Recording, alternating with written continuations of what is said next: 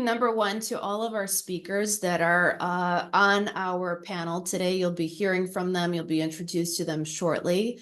And of course, also, as I mentioned, to our co-host, my co-host, Dan Pitera with University of Detroit Mercy, that we will be having a phenomenal conversation today. He'll be leading the most of it. I'll be chiming in as appropriate. And I really want to thank our audience. This is something that we've been really looking forward to. We are excited to have chosen you, our audience, as leaders within the space of sustainability and urban design, thinkers within this space. We are a digital media platform. We believe in the hyperlocalization of purposeful content. I am the founder of Detroitisit. My name is Ivana Kalafatic. And this is something that's really been in the works for the last couple of months, really since the end of last year of 23. We had a fantastic turnout to a fairly significant event that we will be repeating in 2025. That is the Sustainable Urban Design Summit. It took place at the newly refurbished and repurposed book depository building that we just mentioned a few minutes ago by the name of New Lab Detroit, and it was in November of 23. It will be happening again in September of 2025, so we absolutely welcome you to join us there again. And the purpose of this year, 2024, is to really consider it a year of discovery. And what we are doing are introducing these digital online conversations with, again, leaders like you, both our audience and our speakers, within 3 different categories. One is sustainable urban design, the second is business, and the third is culture. So keep your ears open and your eyes open. You'll be receiving invites and introductions, and we certainly welcome you to be part of what we're about. What I also wanted to tell you is that the way that we're operating through these purposeful forums is really meant to be a conducive conversation. So we invite you to have questions, which we will be answering at the end of this call or this conversation, which will last about an hour and a half, the full Zoom conversation itself. So we will then be answering your questions. The panel will be answering your questions. You can certainly put them in our chats throughout the conversation that we have, and then our group will make sure that we get those answered by our speakers. And we also have a pretty interesting format where we have a LinkedIn group, which is an invite-only group on the topic of sustainable urban design. There's also another one for business and one for culture. And it's in that group that we also invite dialogue, information to be shared, this information to be shared post this event, links that you think would be interesting, and again, specific to leaders within the space of sustainable urban design.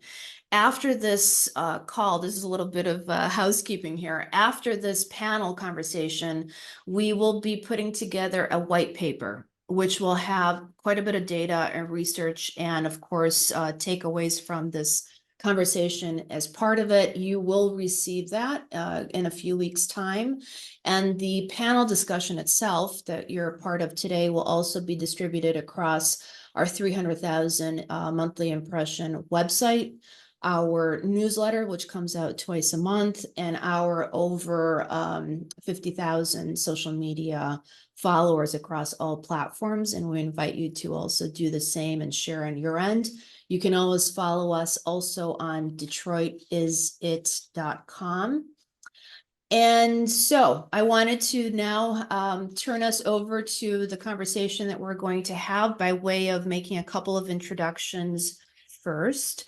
And as I said, my co-host, who is Dan Pitera, and he is the Dean of the University of Detroit Mercy. Dan, would you like to give us a little bit of background on your end, the School of Architecture and your community development within the University of Detroit Mercy, and then you can introduce 2 of our speakers, and then I'll introduce 2 of our speakers, and then we'll get into our conversation. Yes, well, thank you, Ivana. And hello, everyone. It is such a pleasure to be here with you and with all the panelists, because I don't know if you know, but I literally have spent the last 40 years practicing, teaching, and research on the methods focusing on social, ecological, equitable, and political aspects of designing and realizing thoughtful, sustainable architecture and urban design for all people, not just for some, but for all people. And that happened a little bit over a 12-year period of going from 4 different US locations at 5 different universities when I finally landed here at the University of Detroit Mercy. And it is at this wonderful university and wonderful city of Detroit where I concentrated my efforts to directly influence students, professionals, the community, and political leaders in defining and developing places and developing the community places for all people. Mm-hmm. And now I would like to introduce the first 2 of the 4 panelists. Chelsea Sanderson, our first one, is the Director of Architecture and Design at Bedrock. She oversees the development projects in both Detroit and Cleveland. With over 10 years of experience in real estate development, specializing in retail and mixed-use development, Chelsea builds relationships to create exceptional spaces. Previously, she worked at Brookfield Properties in Chicago and managing projects all over the Western US. Chelsea joined Bedrock in 2023 to focus on transformative urban development. Now, for our second panelist, Dr. Conrad Kicker. He has worked as an urban researcher and designer for various design offices and property developers and nonprofit organizations in the Netherlands, the UK, and the United States. His research on evolving relationship between urban form, urban life, and the urban economy has been published in several award-winning books and articles and has been covered by NPR, the New York Times, and the Detroit News. Now, I'm going to pass it back to Ivana to introduce the next 2 panelists. Thank you. Thank you. Thank you, Dan. All right, Marthijn Pool. So Marthijn has been with us for quite a few years already through the various programming we've been working through with Sustainable Urban Design Summit. So welcome back again, Marthijn. Marthijn is the founding partner of Space and Matter. He is based in the Netherlands and also works internationally. He leads many workshops and lectures internationally on adaptable design processes and parametric design, which he'll be telling us about throughout our conversation today. He believes as architecture and planning touch on all social and cultural levels of society, their ambition lies in opportunities to develop spatial solutions for socio-cultural issues, which also create relevant designs that connect people. So welcome, Marthijn. And also welcome to Roberto Otero. He is our 4th panelist today. We're thrilled to have. He is the Associate Principal for Shop Architects. And he's leading numerous projects, very high profile and complex across many scales and typographies and typologies, including the Hudson site that is known to all of us in Detroit. And we're thrilled to see that in our skyline, and also a 9 million square foot entertainment district in New York City, a 40-acre adaptive reuse master plan in Houston, and a high-rise tower in Rotterdam. So Roberto is also a great connection and thread for us within the Netherlands. He's been with many firms prior to Shop that are quite renowned, including OMA in Rotterdam and Rex in New York. And so we're thrilled to have the 4 of you on our discussion and in our panel today. Dan, I can't wait for us to start. So let's go ahead and kick off our conversation. I'll turn it back over to you. Thank you. Hello, everyone. Let's get started. When we started talking a little bit as with the banter that Ivana and I had at the beginning, is talking about urban design, sustainability, being about people, and that we can't really think about sustainability without thinking about people, or at least it's my opinion. You can't think about sustainability without thinking about people. So let's start with the first question that begins to think about that. How can urban design promote social equity and inclusivity while fostering sustainability? And this is open to everyone, as we've said at the beginning, so feel free to chime in as you wish. Well, I'd like to step in here, Dan, at Yes, least please. my Yes, Marthijn. Northern European perspective, which is maybe a humble position compared to the US and the higher densities and a more metropolitan vibe you have in cities. We're based in Amsterdam. Amsterdam is celebrating its 750 years of existence in the next year. So in terms of, okay, how do we make our city sustainable? It's built up of structures that have changed over time by function and retrofitting and small expansions and densifications, etc. And the thing that knits our city together is indeed, it's the people, it's the collective mind of belonging to something and belonging to the city district you live in. And it's really about how can we ignite and strengthen the sense of belonging. And I think that's what we do. We have quite strong, sensitive approach, like a human-oriented design approach.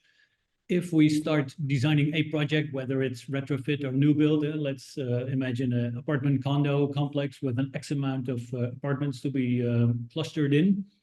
We like to think of the future users not as a imaginary target group, but really try to reach out to people who would have a dream of wanting to live together, and then we actually reach out to people and give them with names and faces and aspirations and desires, and then really start designing from the bottom up. And so try to find individual future residents, build that into a collective of future residents, and using them as our focus group to infuse the DNA of the future development and to really make it a one-on-one, a very personal approach. And I think that's a great way to really build in the sense of belonging and the sense of ownership, and whether it's for tenants or for sale apartments, that's indifferent. You can treat people as if they are the future owners, because it's eventually the people that make up the city, and they are the ones that belong there and want to feel that their identity is expressed. And I'm curious to find out if such an approach, a quite elaborate and labor-intensive approach, would land or would be possible to fit in a Detroit urban context. And maybe that's a question directly asked to Roberta. How would you reflect on that? You have some experience in the Netherlands as well as in Detroit. What do you think about such? Is it the typical Dutch approach, or would it also be open for application overseas? Yeah, no, it's a great position, I think, Martijn. I think that the idea of belonging is key to something, to make it inclusive, to make it kind of sustainable also over time, which I think is the key factor, that over time it's sustainable. You noted how Amsterdam is 750 years old. Detroit also has a great deal of history. And for example, on Hudson's, a key element for us was that it felt part of the city. And so the design itself kind of emerged out of the unique urban design of Detroit, sort of connecting to the public realm, which I think is probably the most important element, because that's where everyone can belong, right? If you foster a sense of belonging in the urban realm, and that comes to like the scale, the quality, the intentionality of the public realm, I think it's probably the start of it. And from the ground up, as you said, is something that's kind of like kind of literally very important to us. We feel that the first 40 feet of the urban experience, of the street experience, is essential. We place great attention and great focus on that, working alongside Bedrock, who we were aligned on and on noting that the urban realm is experienced in those first 40 feet, and that is what you engage with. I think also in terms of time, as I mentioned, it's really important, and there's this kind of idea of the meanwhile space. What happens before the development happens, so that any development kind of grows roots. And I think that's something that, having had the opportunity to be in Detroit over the last 10 years, I've found quite interesting how the meanwhile space creates a sense of belonging across the city, becomes a beacon of what is coming. And that's, I think, really essential, to the point that, there is a place before the place is finished, so to speak. Can I jump in here? Excuse me. Just asking questions is sort of maybe somebody that's the least informed on the topic of everybody that's on the conversation today. You mentioned meanwhile space. Is that correct? Yep. Can you give us a little bit of insight into that? It's fascinating. Yeah, well, it's for example, a meanwhile space for me would be the use of the block for where the NFL draft happened last weekend. It's a use that sort of creates a sense of place, right? I think the consistent reimagining of Campus Martius would be another example, right? Those are spaces that start to become something, or the Belt, or all these other spaces that have had a use before there was the next use, so to speak. Great. But if you think about a downtown, I mean, it's always had a meanwhile. Downtown's changed a lot, Yeah. And specifically, Roberto, the Hudson site had quite a meanwhile between the the 1990s and your new stage of it as well. I mean, to get back at Martijn's point, is revealing myself here as a secret Dutchman in the conversation as well, is sustainability as being far broader than ecological sustainability. So I think it's an excellent first question, which is sustainability should be part of a larger umbrella of durability, right? So how can a city last, which is about far more than ecology? Cities like Detroit, many other cities in the US, have seen a lot of changes over the last century and a half. I mean, who could have known that by the turn of the 20th century, the car would be popularized in Detroit? Who could have known all the changes that brought to downtown, including Roberto, your Hudson site, which at some point was a bunch of homes, and then it was a department store, and it was a larger store, larger, until, of course, it was torn down. So the durability of a city also comes down to far more than withstanding ecological change. It's also social change and economic change. And to me, what I find interesting, and I know this is going to sound kind of weird and academic, is the sort of tension between both adaptability of a city. So how can you change, right? How can you make sure that Amsterdam, this economy, is not what it used to be 750 years ago, nor is Detroit's economy, but then also have a space worth caring about, that you want to last, right? So a space that you can love, a space that you can invest in, yet a space that can kind of grow with the times as well. Once you have that down, I think we're really talking about sustainability. You have to remember, I mean, what if there is an ecological shock to a city like Detroit? Why would we rebuild? Because rebuild we have, right? Why have we reinvented the Hudson site so many times over already? There seems to be something to it. And that, to me, is the key to sustainability. But, that key lies in equity and exclusivity. You're right. If people don't feel like they belong, don't bother. Don't bother rebuilding the Hudson site, right? So I think very interesting points. I'd like to, oh, sorry, Chelsea. Go right ahead, Chelsea. Thank you. No, I was just going to say, kind of tied to Conrad's point of the feeling of belonging. In my experience in development, the accessible public spaces, right, community amenities, community gardens and programming, I think is really important to kind of making everyone feel included. But in some of my past experience, a big one that I've seen pretty successful is like visual examples of that sustainability and of that community being part of that. So for example, I worked on a project out in Hawaii where they were planning on transitioning all the FF&E within the city and the park area into recyclable materials that were from the local collection zones. And I think it was a really good example of you know, the goal being that everyone felt included and part of the community, felt like they were being sustainable, and look at these results. So that's just one example that I can think of that, you know, it's a more tangible aspect, right? But it does matter to the community and makes people feel included. Thank you, Chelsea. Thank you all. I want to drill down a tiny bit more, or maybe even widen it a little bit.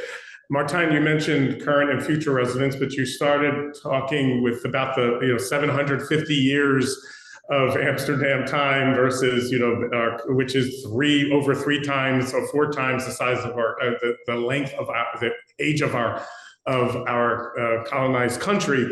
The thinking of the scale is very interesting. We could talk about the scale of time, but then the scale of the intervention, whether it's a building site or a neighborhood.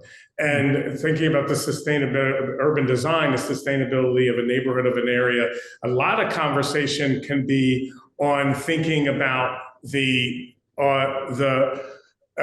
future residents, and that kind of dialogue can become a bit tense. It creates tension when we're talking about a neighborhood.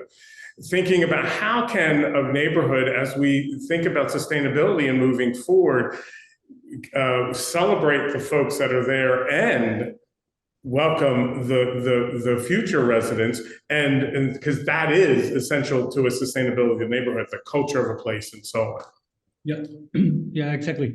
Well, it's actually building small and multiple smaller collectives, and the collectives are close-knit, self-organized groups, and they sit shoulder to shoulder to other close-knit, self-organized groups, and eventually they are the ones that determine the neighborhood. It's us. It's the third space eventually becoming the public space.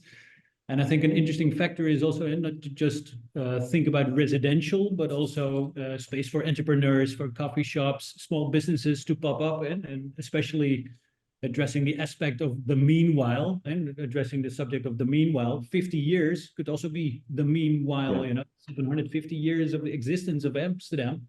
We're just here for the meanwhile. We contribute to the city gives back to us, and eventually we'll hand over to the next generation and the next generation.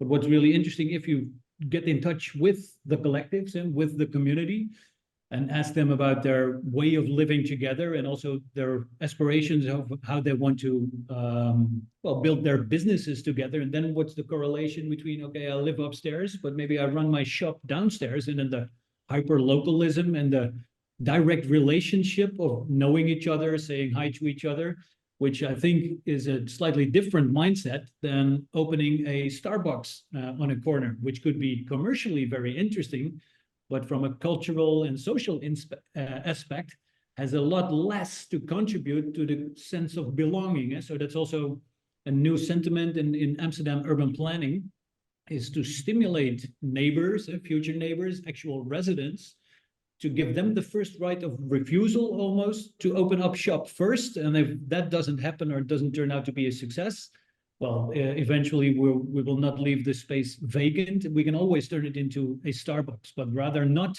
in the first instance.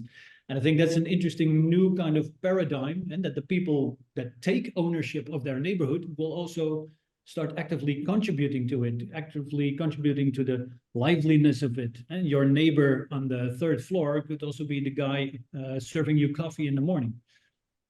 I'm going to jump in here also, Marthijn. I think that's fascinating, and that's the way that many cities and cultures and societies function, and also many in America too. Many cities function that way also in America. And I think you bring up a very, very critical point that I also want to make sure that we certainly bring front and center within this conversation, is historically relevant residents within cities, like especially Detroit, and of course with diversity top of mind for all of us globally.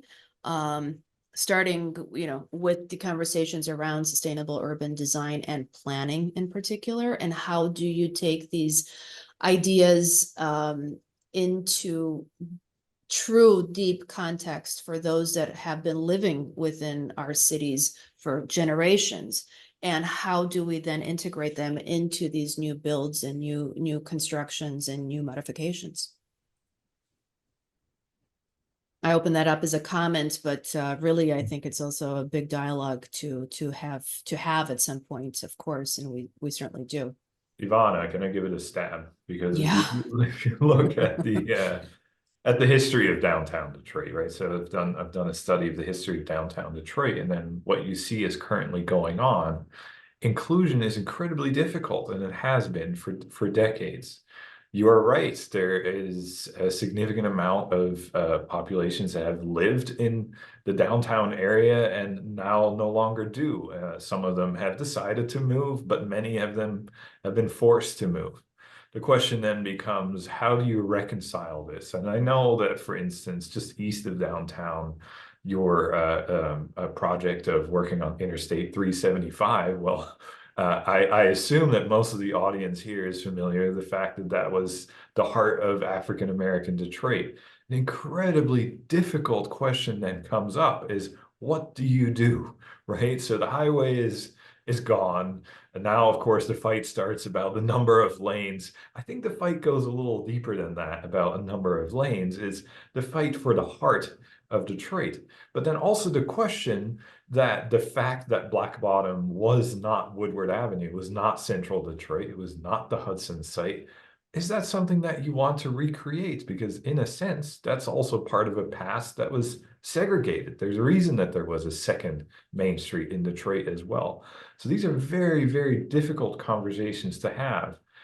And in a downtown, the sense of belonging is always rather difficult because a downtown should belong to everyone. That is a conversation I'd love to have with my fellow speakers here. How do you make a downtown and its public realm and its first 40 feet? Thank you very much, Roberto. I very much agree with you on that.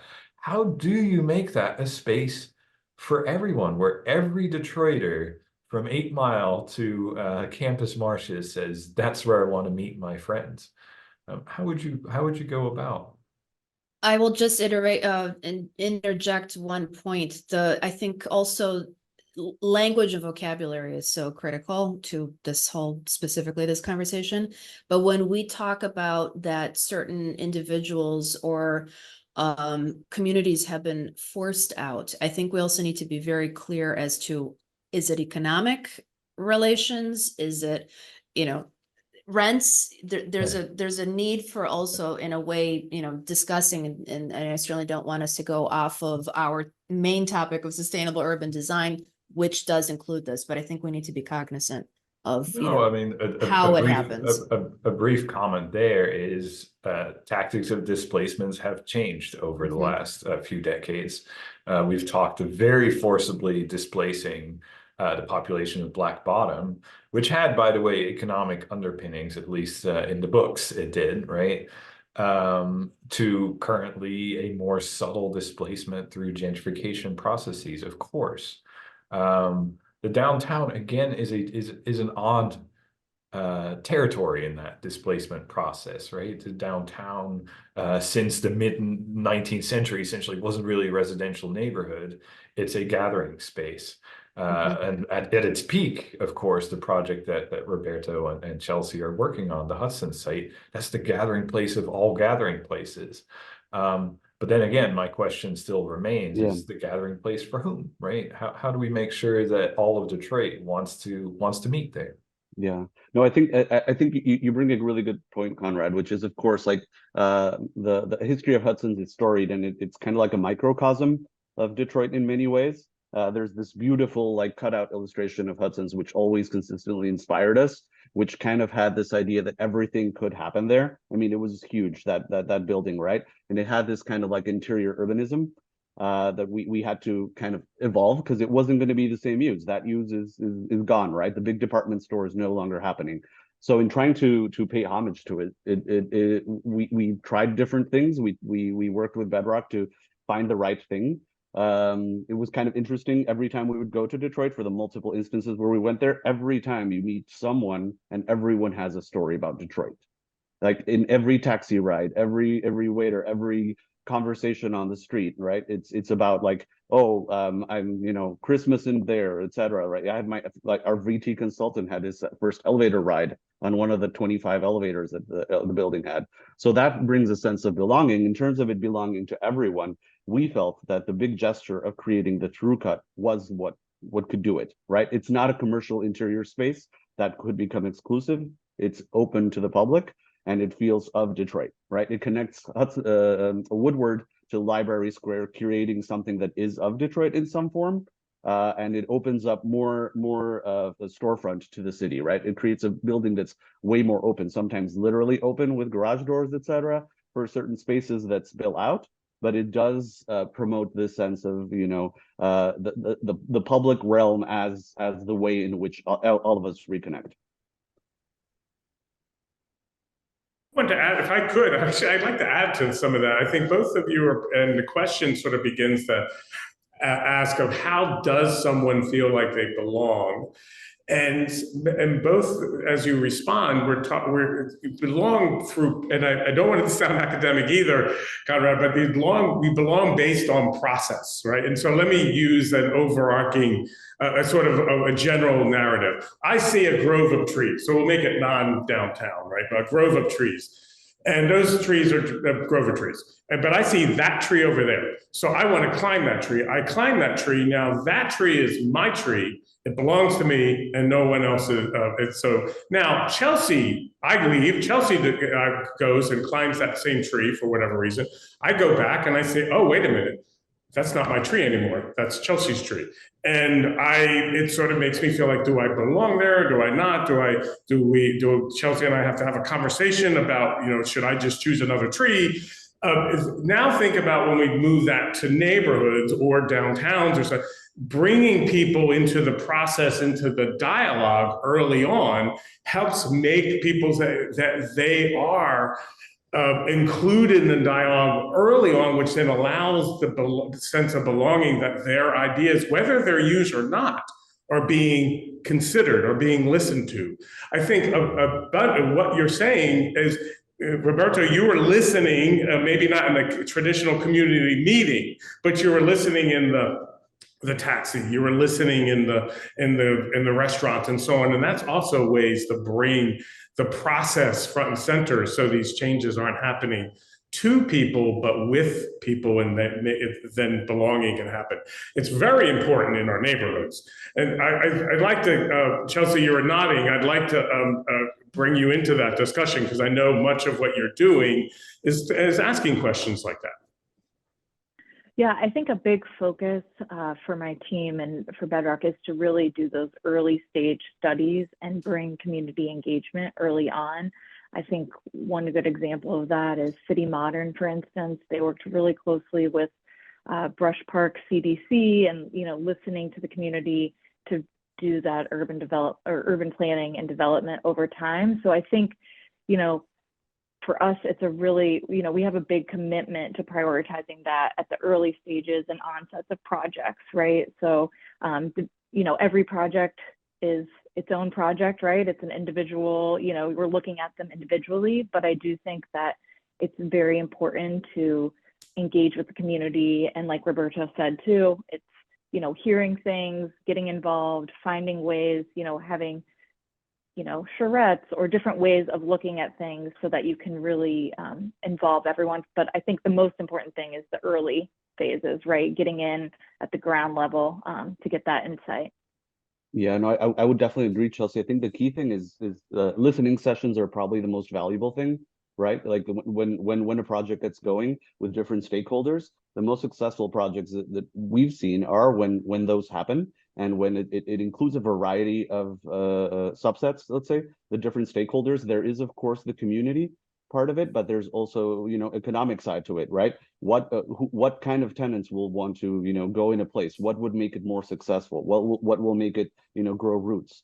And that's definitely a key factor for the success of a project, especially when you're at a master planning scale. You know, you're defining neighborhoods at times, and you know, it has to feel like something.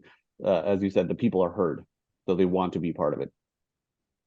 Can I say though, Yes. scale scale does matter, right? So an urban designer, I'm biased. I think we're all urban designers in a way, and belonging, we tend to forget, is mostly constructed by people themselves. Now working on a study in Amsterdam and in the US, focusing on front yards. Turns out that when people put little things in their front yards, that's their way of finding control and finding a fit over their environment. And that's the kind of conversation that's very subtle, where we actually stand back and where we have to give people the space, both psychologically, physically, to build their own belonging. In other words, sometimes we need to not overthink that. That one sounds very cute, right? It's a very small scale, and I think I would assume that we can all agree on that. Now let's take this to the larger scale. Is yes, sometimes we have to build larger infrastructures that go far beyond the front yard. We have to take out a highway. We have to mitigate climate change. We have to rework a waterfront. That gets harder, but understand that the construction of belonging happens at so many different scales. And of course, we as urban designers have a role. And sometimes the role is to just get out of the way, let people shape their own environment. Does that make sense? No, exactly. I think it's showing that there are so many, just like the broadness of that we began with the term of sustainability, how that can be defined, and it has to be defined in so many different ways. So is the understanding belonging and understanding the different scales of belonging and where we can have an impactful involvement and where we should have maybe little to no involvement. I think your point is very valid, that we sometimes feel as urban designers or planners, architects, or landscape architects, that we always have a role, and maybe sometimes our role needs to be less than, not more than. Great point, great point. Chelsea, I think you were about ready to say something earlier to Roberto's point, but I don't know if to the point I was making, I can't remember now. Did I miss that? No, it was just basically like the idea, getting back to the idea of the sustainability goals. And so, being strategic about those early on. And like Roberto had mentioned, getting all the stakeholders to kind of agree on those early on. So whether that's just sustainability or it's like the community engagement, all that stuff is really important to in those early stages, because that's everyone agrees to that, like even when we're talking about sustainability, for instance, those are elements that could potentially be value engineered out of a project. But if you have them in a project early on and you have alignment with the consultants or construction, and we hire, a lot of times we do like pre-construction services early on to kind of look at that cost value add. So I think there's a lot to be said for those early stages and lots of iterations and lots of opinions, kind of getting all on the same page from an early start. So let's dig down a little bit into that. And Roberto, you brought up the phrase economic benefit, I believe, when you were in your last comment, or the economics, maybe is how you said it. And I think many people may be listening, saying, "This is great. That sounds wonderful." But what are the economic benefits? Is it even possible to do this and have economic benefit of investing in sustainable urbanism? How can we attract private investment for sustainable development projects? So I think that is, it's a wonderful dialogue, and now we may have people saying, yeah, but still, putting pencil to paper, mouse to mouse pad, how will that play out? I think in a way the economic factor comes in many ways. Obviously, sometimes to build right costs more money, for sure. That's a given. But sometimes it's propelled, be it by code-driven elements, like for example in New York, the new laws force you, or have forced people to make tough choices, invest more money, but it's code-driven. And sometimes I think that the sustainability comes at a different level. Urban design can with good design can make low cost good decisions for sustainability. Let's say locating your buildings in a way that they self-shade in a cohesive manner, making ways in which water management is baked into your roofs or into your landscape, All those decisions come early on and are a given, right? You bake them in early on. To Chelsea's point, like on Hudson's, we worked early on with Barton Mallow, our partners who built the Hudson's, and we baked into that a lot of the tough decisions. For example, flexibility in the parking so that it can be reused for different uses in the future is a good example. That's something that's, for example, we see more and more. The idea of the meanwhile, as you guys said, the time scale is too huge. Can you make structures that are demountable? Can you make structures that adapt in the future to be something else? So that it's already thinking about what will come, which allows people to make it their own in the future. Dan, to jump in here, back on Please. Conrad's point also on mindset, and certainly to what this topic is in regards to sustainable urban development in particular. Is it a mindset that a firm needs to have, or that a client needs to have, or in the example of many cities in Detroit now too has refurbished the sustainable strategic framework plan, which should be and hopefully is a guideline. But many firms, I would say probably most firms worldwide, have operated, I'm talking on the engineering side and architecture side and design side for decades without considering sustainable measures in development and design and infrastructure. And now all of a sudden it's coming to a head. But is it the mindset of which one of the partners, or, is it a goal? And then back to the point that Dan asked, are the economic benefits, because a lot of this stuff is expensive. We're reading about mass timber building that's happening globally that is incredible, but there's also a cost that's associated to that. So, if somebody, and I open this up to the panel, can address what your thoughts are on that. Is it the mindset? Is it a client request, or is it, how does it actually shape the final form of a sustainable urban design project?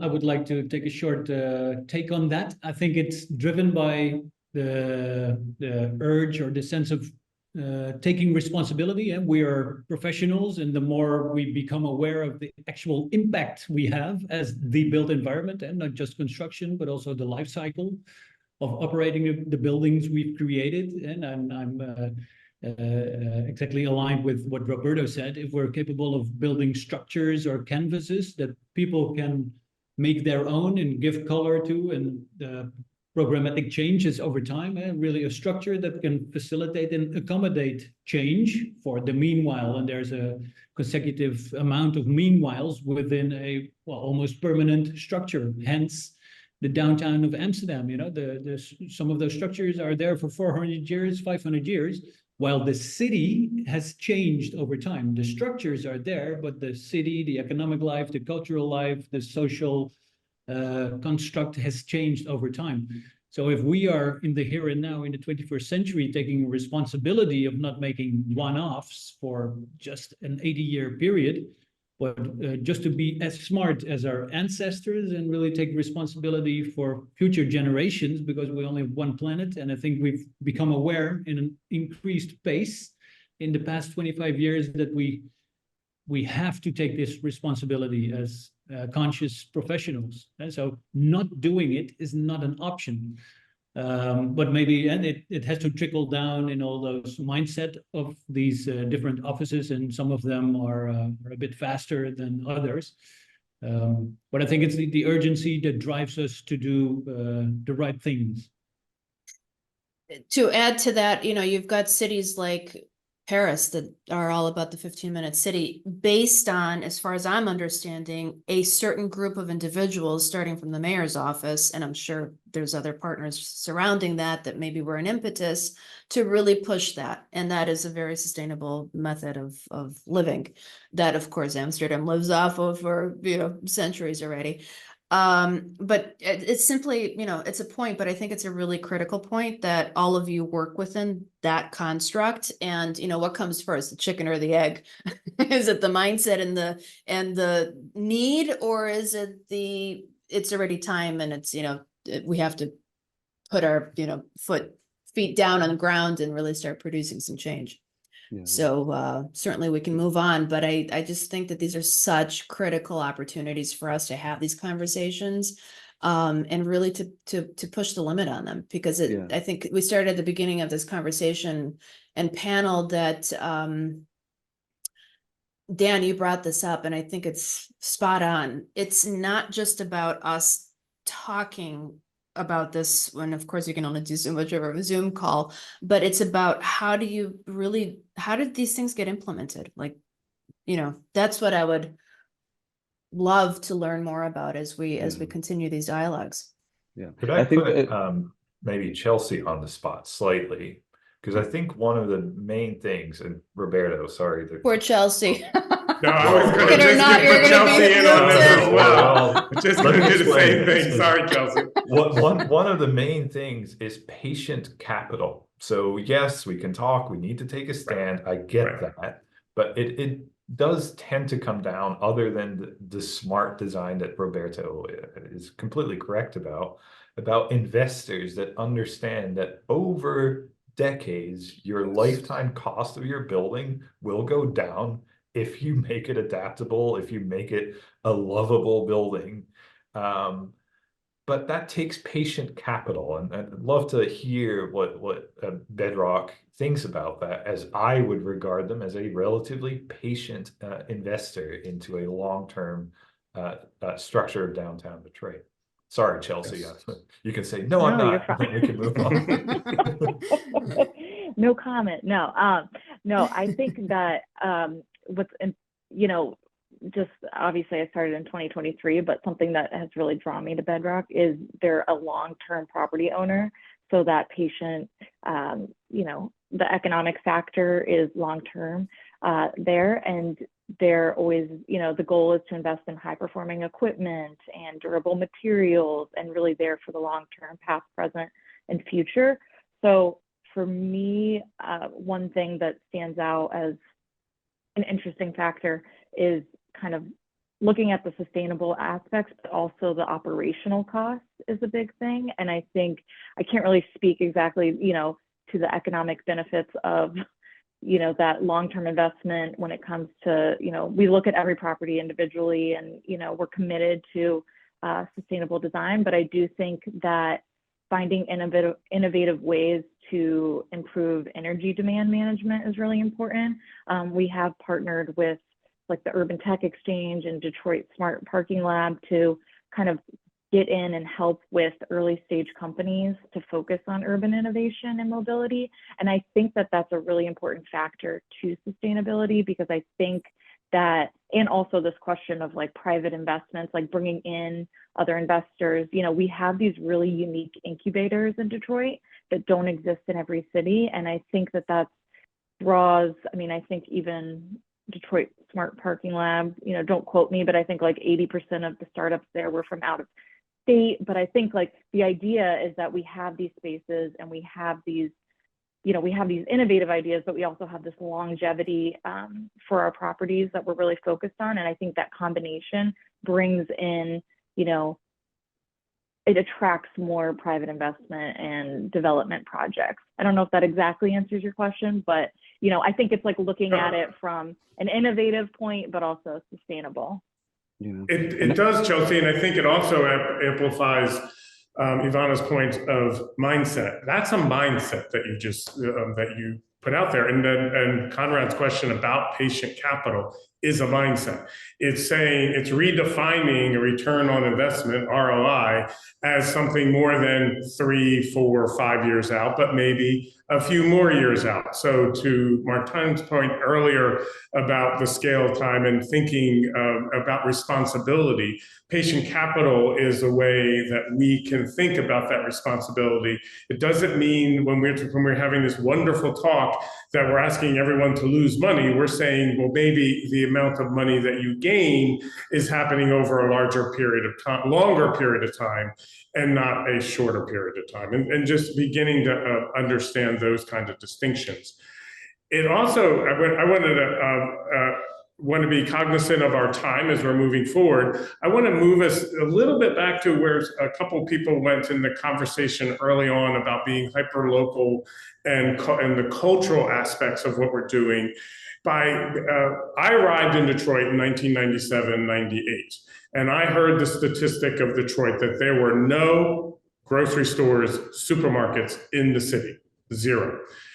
When you looked deeper, and if you lived in the city, you know that there were supermarkets, not just gas stations masquerading as supermarkets.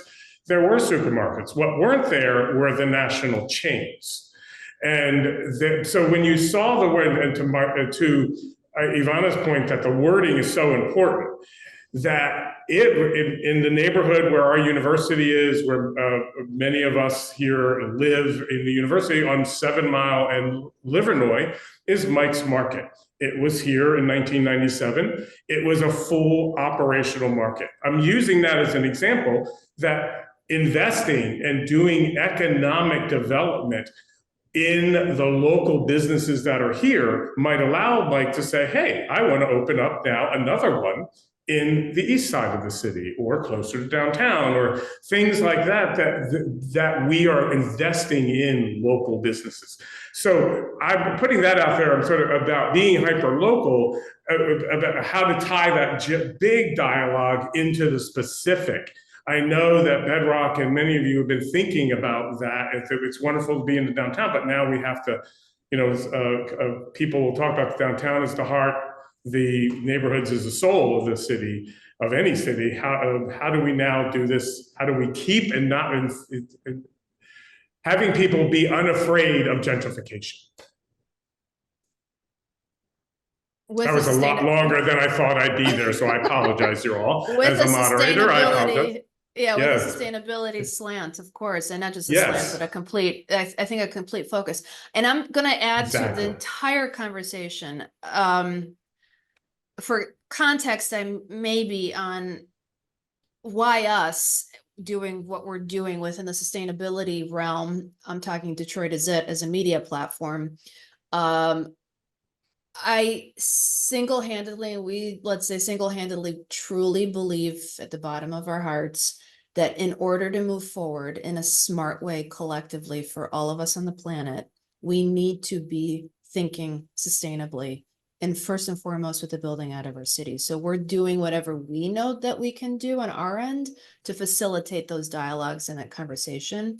And Dan, back to your great point on hyperlocalization and investments within neighborhoods in any city. Of course, specific to Detroit, but any city, whether it is in the Netherlands, whether it is in LA, you name it, every city is dealing with these challenges. I go back again to kind of devil's advocate us into not simply, which we're not doing, but not to just talk through the models of what can, what we're doing or what could be, but truly, like, what does it take? Does it take an investor that is completely focused in on making money in the long term within these neighborhoods that has sustainability first and foremost within their mindset, to then take a Mike's and partner up with Mike to then take them to the east side, for example? A very good example of this is Detroit's food co-op that just recently opened up. It took Malik and team, I don't have the exact year, but I think literally about 30 years to get a now thriving, and it's just opened, within the last 2 weeks. And we're all hoping it's going to just gain speed.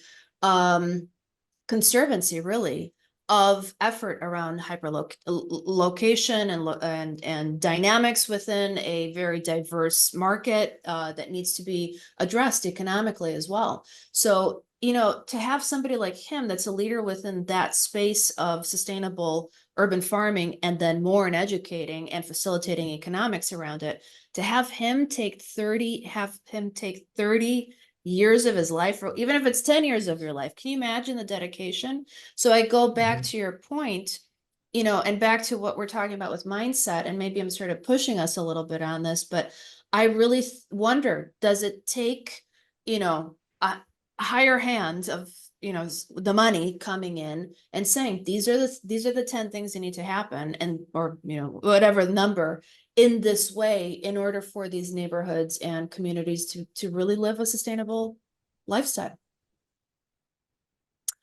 So I'd be curious. I know there's a lot going on in these conversations, and we certainly open up this dialogue to Q&A also to all our audience members. We have a good 10-15 minutes that we can certainly have this dialogue, but I think it's so critical. I just do, and I know that we all do on this panel. Chelsea, yeah, Marthijn. My time. I would like to comment on Dan's example of Mike's Market. I don't know the guy, I don't know the market neither. Nevertheless, to me, it sounds like, okay, if you can introduce a model, a entrepreneur or a shop or whatever the business mindset is, to be non-extractive. And of course, it's a for-profit model, but if it's a local entrepreneur and he wants to open up a second one in the east part of the city or the north part of the city, it formulates what we refer to in the Netherlands as a circular economy. You want to close loops, whether it's economic flows, whether it's people flows, it's employment, it's almost a sense of well-being, knowing each other, et cetera, et cetera. Try to implement models that are, of course, they are extractive, but they are locally sourced back, looped back in the neighborhood, or at least in the larger metropolitan area. Compared to, sorry for using this name again, compared to Starbucks, which is actually extractive, sucking out the profit and not necessarily reinvesting it in the next door neighborhood, but it's going up to headquarters and wherever it flows to shareholders.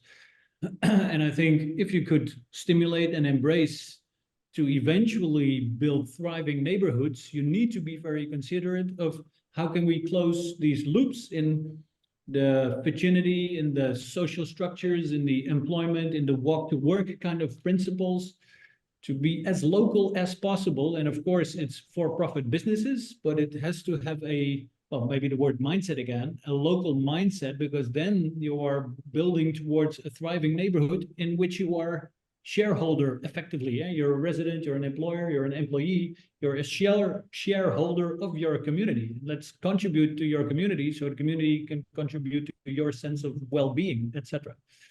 Which I think is a paradigm shift to the 21st or the 20th century, where we had modernism and scale-ups and industrialization, etc. I think the principle of circular economy will introduce more hyper-local formulas of doing businesses that will eventually create more thriving neighborhoods and a higher sense of well-being, a higher sense of belonging once again.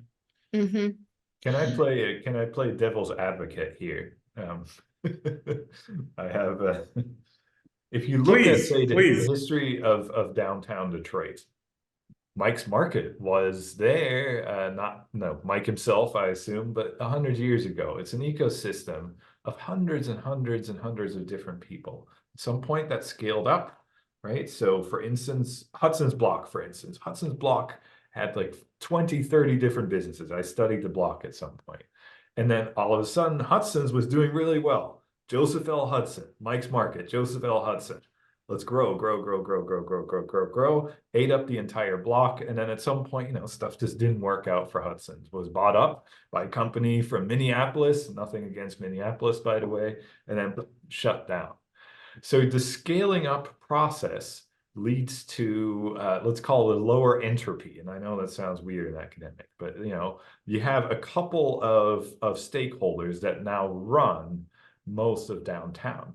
Now, Chelsea, not to put you on the spot again, but what it took for downtown to be redeveloped, oddly enough, and this is where the devil's advocate portion came in, is a couple of stakeholders that had the capital to buy up these previously scaled up companies or skyscrapers, the skyscraper sale, to then redevelop these properties as well. And this, one of these many things that keep me up at night is, oddly enough, we seem to need this larger scale to actually come up with fixes for our 21st century problem. I just mentioned a downtown, that's fair, but let's talk about climate change. Let's talk about larger infrastructural changes. Sometimes you need these really large scale things, the big hammer, to somehow build up this small ecosystem of Mike's markets. But just know that for every Mike,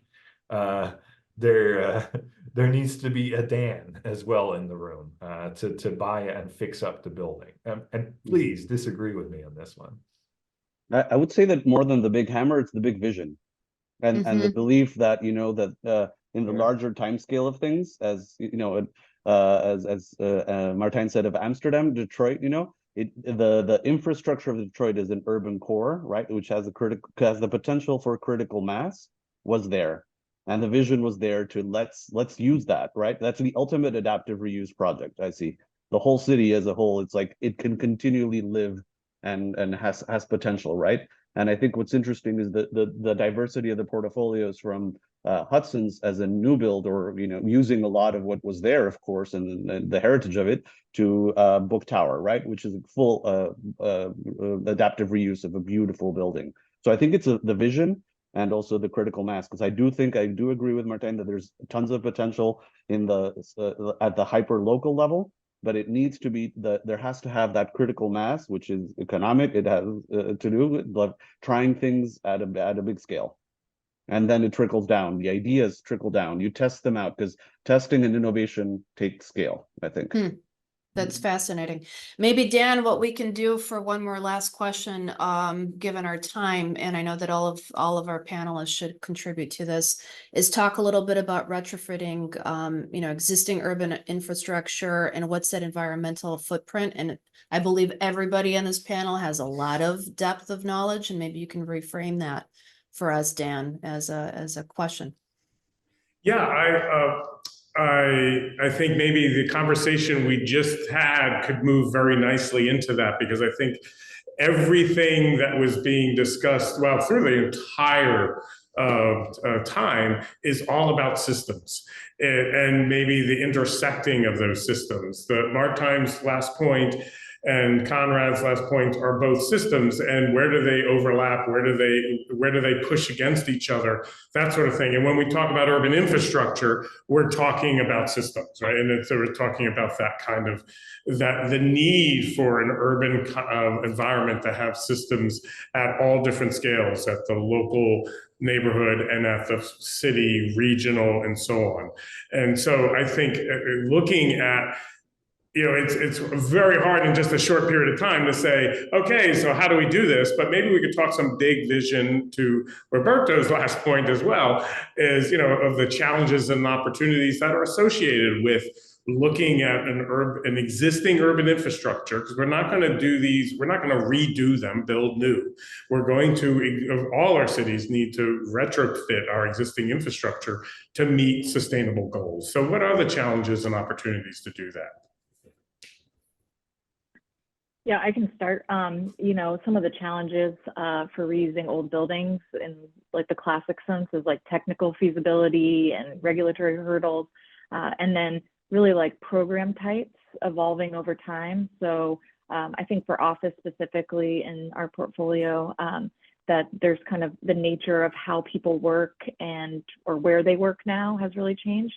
And those are some challenges that we've faced, but I also think it gives us a lot of opportunities to repurpose and use adaptive reuse.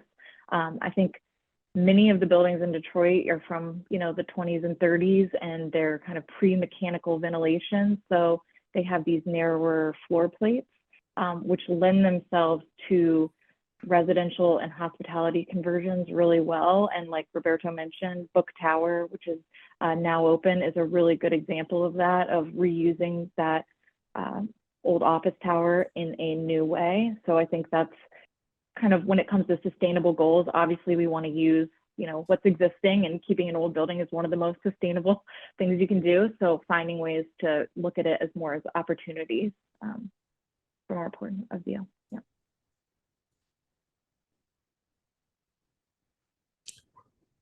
Great. Come on, Conrad. I know you think a lot about the systems of this. Can you answer in a minute or two? What are the challenges or opportunities? And challenges as an opportunity in disguise. I hate to sound like a Hallmark card there. No, What is that? What does that mean to you? Look, the opportunities are, I think Detroit's narrative is changing. It is now in the national picture. I am stunned to see from the research that I've done, starting 15 odd years ago, that now Detroit is seen by some as sort of a beacon, how to avoid the downtown doom loop. I'm not going to talk about that here, but all of a sudden national eyes are upon us. That's a giant opportunity to make a difference and to show all the great things that we're doing. Yeah, challenges as always is, for instance, money. For instance, the ongoing, I will say, risk of a two-speed city, right? A city that has a lot of momentum in 7.2 square miles and neighborhoods that are still clamoring for their own version of sustainability. That includes, some difference in especially the economic dynamics. Is how do we not make sure that we have two cities 10 years down the line is an incredibly difficult question, especially once we think of the nature of capital, right? Like capital flowing into one area of the city and not flowing into other parts of the city. Let's be very honest about that. And that is certainly something that is, by the way, not unique to Detroit. Being in Buffalo is the exact same way. We see high investment parts of the city. We see very low investment parts. And oddly enough, and of course, heartbreakingly enough, we see low investment continuing in areas where money has been extracted over nearly a century now, since the beginning of redlining, and investments still not going into those areas. That frustrates me a lot. And I wish I had better answers to that. You can, however, see opportunities, things like the Joe Louis Greenway, infrastructure that goes around the city that at least tries to bridge that a still incredible, frustrating gap in the city. So yeah, as a true academic, I have no right answers for you, Dan. I'm very sorry, but it goes both ways. Yeah. I don't expect any answers. I just expect us to be provocative at this point. So if we had answers, our cities would be having a very different current and a future outcome. So no problem. Anybody else want to chime in on that response from the rest of the panel? And then I think that will be our last point for this conversation, and we'll have many more. But does anybody else want to chime in? Roberto or Martijn or Chelsea or Dan, if you've got input on that. Let me just open it up as a question. Like, how do we get our next Wall Street Journal article or New York Times article not just talking about downtown Detroit, but talking about the great progress that is being made in the neighborhoods of Detroit? And I'm talking at least 2-3 miles outside of downtown Detroit. Okay, so that's an excellent intro into our Q&A, and we have a question from our audience that is along that mindset, going back to your point on patient capital. And let me read that out loud then to you, and let's discuss. And the point is, or question is, how do we build or gather networks with patient capital in mind for these local systems so that we can get to the next Wall Street Journal or New York Times article on the neighborhoods themselves? And you're completely speaking my language, because media. I'm so fascinated. I'm drooling as to who's gonna answer that question. What do you guys think? And maybe this might be something, and I know Chelsea Bedrock is certainly, of course, focusing on Detroit downtown, but there's also a lot of impetus of where Bedrock is moving into the neighborhoods. And I'm sure some of the projects that you're working on entail that work or entail that focus. So that might be an interesting parlance with Bedrock in mind. Yeah, I mean, I think the most important thing is that, you know, Bedrock is committed to the success of Detroit and Cleveland. So I think, you know, the process of that with the patient capital and all the, you know, and the innovation as well, there's so many facets to, you know, get that, you know, next article or that new idea or spread beyond just the city. And I think, you know, Bedrock is always looking for opportunities to do that and, you know, progress even from, and as I mentioned previously, early stages, you know. So yeah, I think there's a lot of stuff that we're working on that is in those early stages of planning and design. And, you know, I think that's just important in development in general, to have that kind of background and that idea that it's not maybe just the city center, but beyond that as well is really important. So I think it is kind of, for me, yeah, it's both basically, you know, with patient capital, but also finding ways to, you know, innovate at the same time.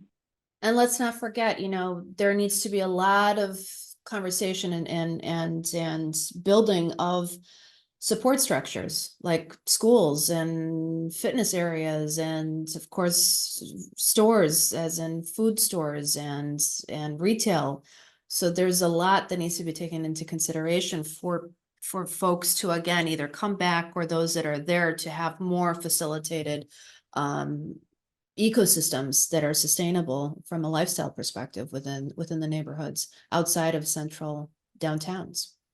And I'll also add one point, just because I've had a lot of experience there, and maybe some of you have as well, but Los Angeles, downtown LA, there's a lot of similarity. Of course, it's on a larger scale than downtown Detroit, but there's a lot of similarity to what is going on from a inclusion, diversity level, from an income level, from a building and repurposing of architecture level as Detroit. So again, Detroit is not singular by all means to these challenges that we're talking about.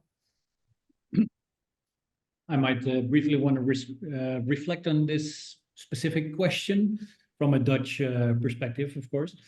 And like public housing entities and homeowners associations, there is a tendency to actually lead by example, and the first mover, let's put it like that, they are the ones investing in more public housing, but also accompanied by, and not just 100% residential, but also opening up shops or maybe even investing in supermarkets and schools, and to increase the amount of surfaces, which is one way of stimulating like the not downtown regions, but the secondary or tertiary regions to be more attractive for future investments, making sure the market will follow. And so either or, it's the housing corporation, sometimes it's the pension funds, and pension funds can be labeled as patient capital as well, but also the public works, and like setting up infrastructure works, maybe opening up the next metro line there, which does take 10 years or 25 years of planning,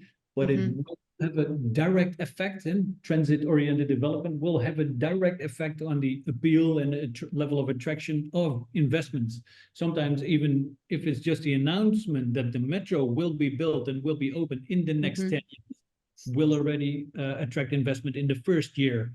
And so it's already anticipating the metro line to be opened in the course of the next 10 years. But this is, I think, strategies, urban planning strategies that are also familiar in Detroit. Is there any thoughts on that, or is there similarities there? I'll jump in on the point on transit and mass transit. That's such a huge topic, of course, within Detroit in particular. And we will have on that specific topic separate conversations in a separate panel, just to let everybody know. So please make sure to chime back in on that, but I will leave that open to the rest of the panel. But just know that we will be addressing mobility and transit also within another panel.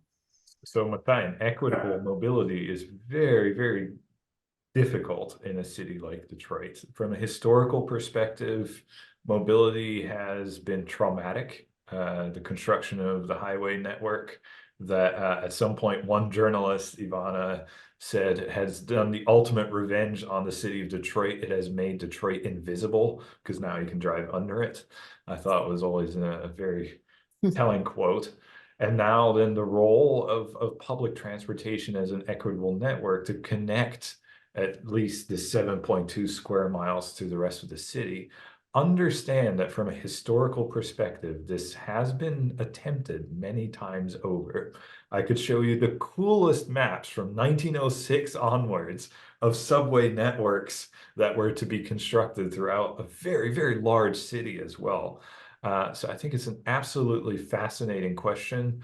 I do think, oddly enough, that the Joe Louis Greenway and the trails around the city have been kind of instrumental, not just as sort of recreational networks where, you know, nice college professors can bike on the weekend, but perhaps also as part of a crucial free non-motorized transportation network. We're not all as lucky to have bike lanes down every street like in Amsterdam, Marthijn. So it's actually been quite useful, I think. I do want to chime in on that because I think your point there, Conrad, connects with the audience's question as well. In that, you know, how can this move into the neighborhoods? What is the role of patient capital? And I think one of the things that at the risk of sounding naive and the risk of sounding overly optimistic even, I think one of the biggest assets that we have besides our people is the land that we have. We have distributed throughout the entire city underdeveloped or undeveloped land. And that is if you walk around communities, you'll see in that place that someone from outside, that sort of a lot there, you'll see a barbecue pit. And most people driving by wouldn't even notice that it's actually being used. So the empty spaces around our city, and frankly, around all our cities that have neighborhoods that have been underinvested in through time, that land offers opportunity. Your example of the Joe Louis Greenway, it's not a single use type of thing. It is multi-use. It's collecting rainwater. So it's blue and green infrastructure. It's also, it's a bike lane that can be recreational, and it's a bike transportation system for those who really need to move through the city on a bike for work. There's multi-dimensional, and that's frankly what defines urban versus other locations where the lines between things are not so clear cut. And I think that is the argument we have to make to patient capital, to create more patient capital, is that these are the things we have. And let's see, our land isn't just about building more buildings, but by thinking about what does it mean to become more ecological, durable. I love the way you use that phrase, durable, as we move into the future. I'm going to jump in here and we'll ask one more last specific to sustainable urban design question, and then we'll wrap up our panel discussion today. The question is, how can urban design promote urban social equity and inclusivity while fostering sustainability? So this is certainly a point and a topic that must be addressed, and we did speak about it in some extent. I'm sorry, Ivana. I actually dropped that question into the chat as a way to help people know what was going on. Sorry about that. Oh, people that were coming in a little bit later. Sorry about that. Okay. Well, it's actually a point that I want to address then towards the end of this. And then how about if we jump to one more, which I do think is actually still relevant. We've got quite a few questions that we can't get to all of them, but we've got quite a few questions that have come in. One, which is, how do public-private partnerships impact the sustainability of urban development? I think that that's also, given that we don't have anybody on the public partnership side of the equation within this conversation, but all of you are certainly either within education or private. And you've certainly had to work with public partnerships in order to get anything done. I think that's a very critical point. So maybe we give that a few minutes, 2-3 minutes as an answer to how do public-private partnerships impact the sustainability of urban development. And then we'll get into another point and then we'll wrap up our discussion. So who'd like to maybe jump in on that, public-private partnerships? I personally think that they're extremely critical. I can put in my 2 cents, but this call isn't about me. It's about you guys. Can I say that public roles in downtown, and I'm not just talking Detroit, by the way, in Midwestern downtowns have been, to me as an outsider, right, as originally a Dutchman, have been very weird and very odd. A lot of, especially if you look at downtown development, initiative has been coming from the private side, with the public side taking at the very best a step back. We're not just talking about Detroit, Chelsea, the work in Cleveland, for instance, and sorry that I keep calling you out, but Cincinnati, that you are also very familiar with. A lot of initiative has been coming from the private sector in redeveloping. This has pros and cons, I will be very honest, right? So the private sector has private interest. They are sometimes altruistic, but they are in the end private interest that comes with downsides, right? So how to maintain a downtown as a space that is inclusive and open to all, that is the role of a public entity, which has been, as I said, been taking a bit of a step back in many of these cities, Buffalo included, by the way. Right, so you see this new model of city redevelopment that risks exclusion, risks gentrification, as the public sector, by the way, not blaming them, but has been taken a step back and is increasingly disempowered as well. So public-private partnerships, they're the only way to get anything done. What I would find a very interesting question, and perhaps Ivana, Dan, as the local host, would love to hear actually indeed your perspective on how we can get a stronger public sector to safeguard some of these inclusivity goals that I think are crucial to a durable city. Well, I'll actually chime in a bit on that because I completely agree. What I agree, Ivana, with you that public-private partnerships are important when it is truly a partnership. What I've seen is to Conrad's point, is the partnership isn't exactly equal. It's kind of like that, and in many cities, not just Detroit, and I do think Detroit over the last 10 or so 15 years has made a significant shift in being a much stronger public entity and how it interacts with private partners. But I do, one of the things that I do is I advise many mayors around the country as part of the Mayor's Institute on City Design. And invariably, the dialogue that I have to bring in to that particular to those particular mayors is you should be not just thrilled that the private partners are coming in, you should be illustrating how thrilled they should be for coming in, how you have something to offer and they have something to offer. Mm-hmm. It's not that they are the only ones that have something to offer. And that once you begin to acknowledge and truly take a stronger stance as a public entity, it's difficult, and in places like our city, it's taken us a while to get there, but I do believe we're moving in the right direction and seeing a much stronger, the way the planning development has happened here as over the many years has begun to illustrate a much stronger sense of partnership and so on. So I think cities around the country are starting to hear that message, but we still have a long way to go because it isn't really a partnership. Well, on that very positive note,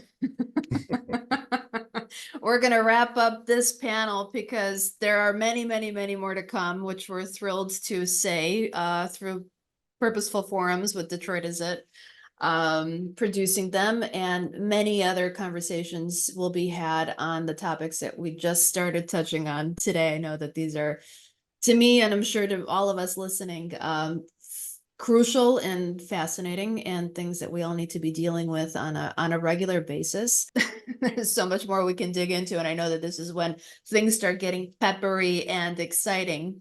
But given everybody's time, we're going to have to wrap up. So Chelsea and Dan and Conrad and Martijn and Roberto, I want to thank you so much for your participation and being part of this. And I also want to thank Dan as our co-host for being part of this amazing conversation and leading it so beautifully. Make sure that you stay tuned for future panels that we have through Purposeful Forums, through Detroitisit. Make sure that you also are familiar with what we're doing with Sustainable Urban Design Summit that's taking place September 2025, and hope to see you there.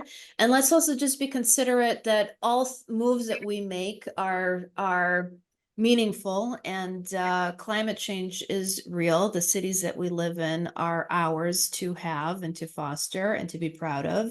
And I'm just thrilled that we're able to have the conversation that we're having with communities and citizens and those that are making a lot of the change happen within them with conversations like what we had today.